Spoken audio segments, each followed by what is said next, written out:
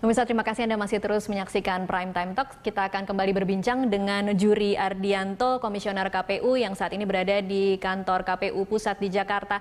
Pak Juri, kalau hingga saat ini sampai di mana sebenarnya pembahasan rancangan peraturan KPU mengenai tahapan, program, dan jadwal penyelenggaraan Pilkada serentak?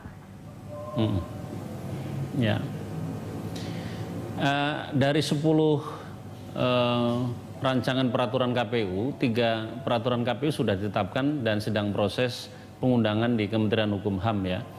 Jadi 3 itu adalah program, jadwal, dan tahapan pilkada sudah disahkan. Yang kedua adalah tata kerja penyelenggara pemilu dari KPU sampai KPPS.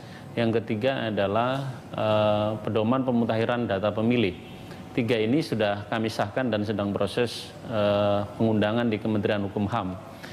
Nah, 7 yang lain sebagian sudah dibahas juga dan dikonsultasikan dengan DPR dan pemerintah sebagaimana kewajiban undang-undang, yakni tentang kampanye, tentang pencalonan, kemudian dana kampanye, kemudian pemungutan penghitungan suara, kemudian rekapitulasi sampai penetapan calon terpilih, itu juga sedang dalam proses pembahasan dan konsultasi di DPR. Jadi kami targetkan minggu depan itu sudah selesai semua dan sudah ditetapkan menjadi keputusan KPU. Peraturan KPU. Apakah peraturan KPU ini juga nantinya akan mengatur mengenai dualisme partai yang saat ini sedang terjadi di Golkar dan P3, Pak Juri?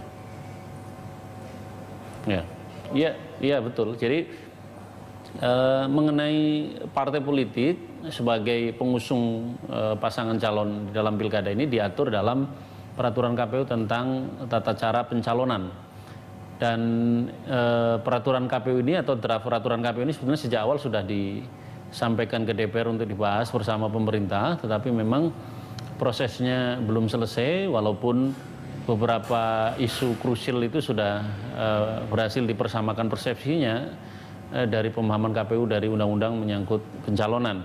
Jadi secara prinsip sebetulnya sudah selesai pembahasan dan konsultasi dengan DPR.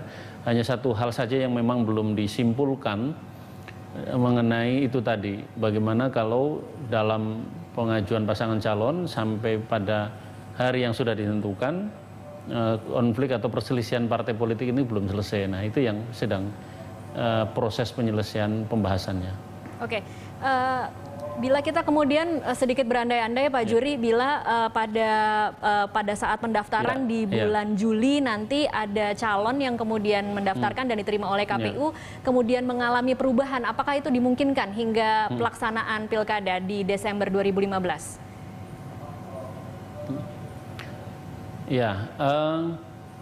Kami hanya memandang bahwa partai politik sebagai pengusung pasangan calon kepala daerah itu institusinya, bukan kepengurusannya atau siapa yang menjadi pengurus ya.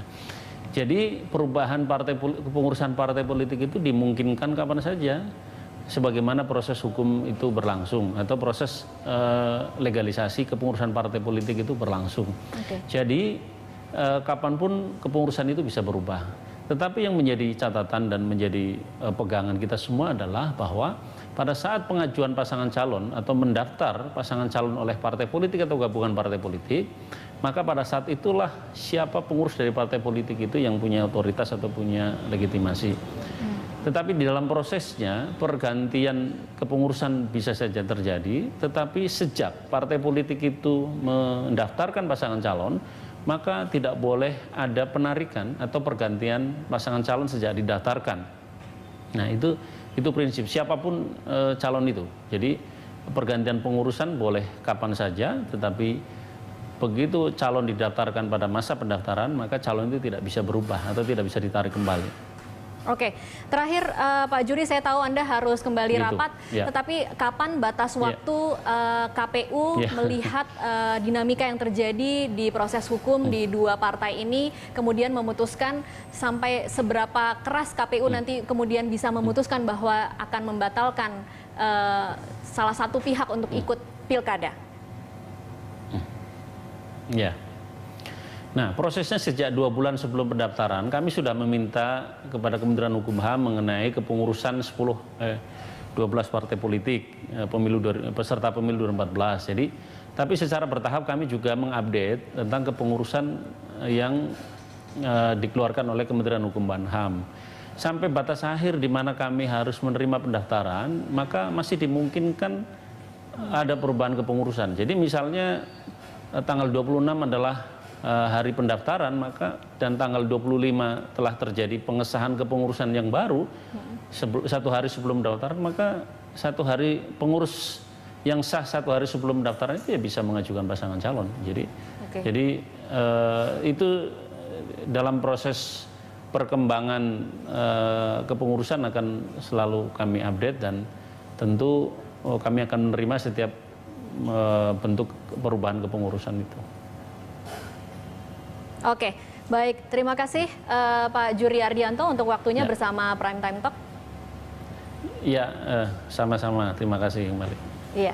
Saya kembali ke Mas Eko. Mas Eko, mungkin ada komentar kira-kira bagaimana sebenarnya KPU harus bersikap netral ketika menghadapi pilkada serentak di mana ada 2 partai politik yang salah satunya cukup besar dan cukup berpengaruh, punya banyak kepala daerah saat ini di berbagai daerah di Indonesia menghadapi konflik. Tentu saja tidak terlalu sulit karena KPU akan berpegang pada satu aturan main. Itu harus menjadi patokannya KPU. Misalkan desakan harus ada desakan harus mundur sampai keputusan ingkrah terjadi. Ini tentu saja tidak bisa dilakukan oleh KPU karena menunggu ini sampai kapan ini juga tidak jelas. Apakah besok atau karena kalau mundur terus tidak ada kejelasan.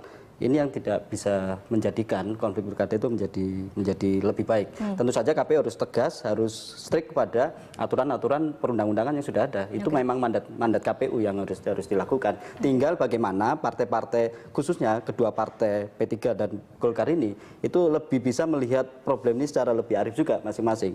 Ada kepentingan yang tidak hanya kepentingan Golkar saja atau kepentingan P3 saja, internal partai.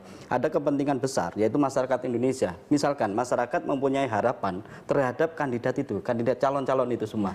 Kalau masyarakat itu pada akhirnya harapan itu pupus karena calon yang mungkin diharapkan oleh masyarakat di satu daerah tidak bisa hadir, muncul karena persoalan-persoalan teknis pengesahan rekomendasi, tentu saja yang dirugikan adalah masyarakat. Kalau masyarakat dirugikan, kita semua, bangsa ini juga akan dirugikan. Hadirnya kader-kader partai atau kader-kader yang terbaik di Indonesia ini untuk tampil menjadi kepala daerah, yang bisa jadi muncul dari Partai Golkar maupun Partai P3. Itu sangat-sangat dimungkinkan. Tapi kalau kita melihat gambaran lebih besarnya, tetapi kita kalau melihat akar permasalahan dari P3 dan Golkar, kita sama-sama tahu bahwa agak sulit kayaknya mempertemukan mereka di tengah. Ya, memang harus ada